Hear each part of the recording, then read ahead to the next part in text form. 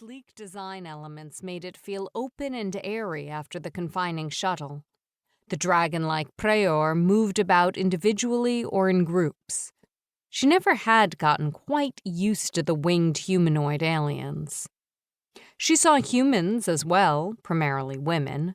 Most of them had come to Ta Choosing Station in hopes of finding a Praeor mate. Adeline had even considered it at one point, but ultimately decided against it. She may not have had much, but at least she had her freedom. Being mated to a giant, aggressive, and loud alien didn't sound like freedom to her. A couple of dock workers gave her funny looks, and she realized she had been standing there staring around like a tourist for a long time. Addie walked away from the shuttle on legs stiffened by her long, cramped flight. She approached the official station entry, a set of gates where Praeor security filtered people into the station, and fell into the end of the line. She wiped her sweating palms on her jumpsuit as her heart thudded in her chest, but she tried to keep her expression neutral.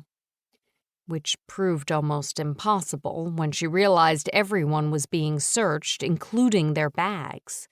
She gritted her teeth, clamping down on a whimper. She hadn't expected them to search her personally, just her bags. What threat could a human woman provide to the giant scaly dragon men or the other aliens who sometimes came to the station? Addie reached into her pocket and found the hidden seal. They would almost certainly find it in a pat-down.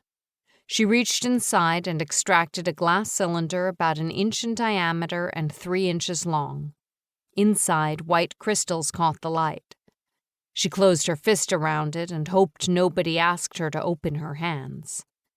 The line inched forward, every moment torture. She thought any second a guard would lay a big clawed hand on her shoulder and the jig would be up. At last her turn came. The green-scaled Praeor guard smiled at her, and for all that it was worth, his eyes seemed friendly, even kind. "Hello there.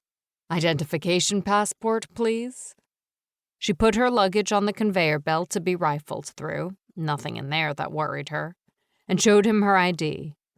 That at least should stand up to official scrutiny. Her name had been added to the rolls of those Earth women looking to be chosen.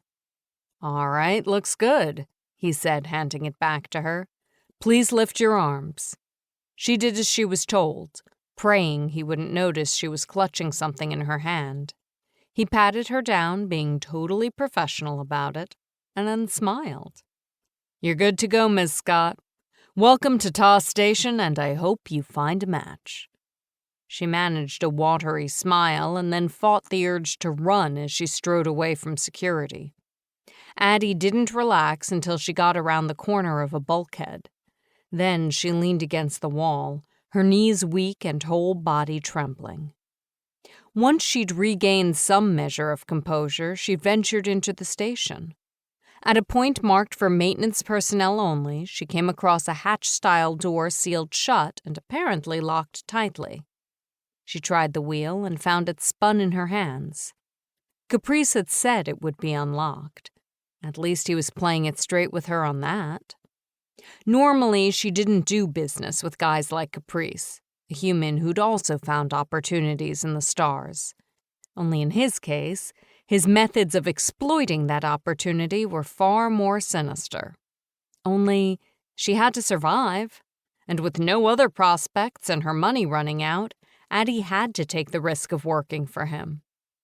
She made her way deeper into the bowels of the station, past corridors the towering aliens no doubt thought of as cramped.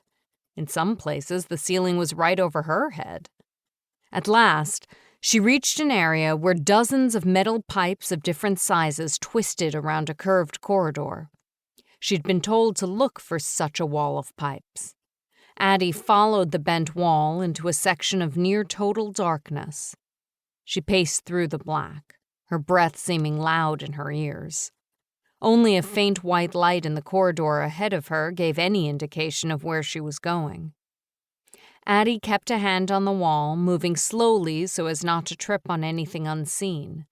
She emerged into the light, squinting her eyes against the sudden brightness. She found herself in a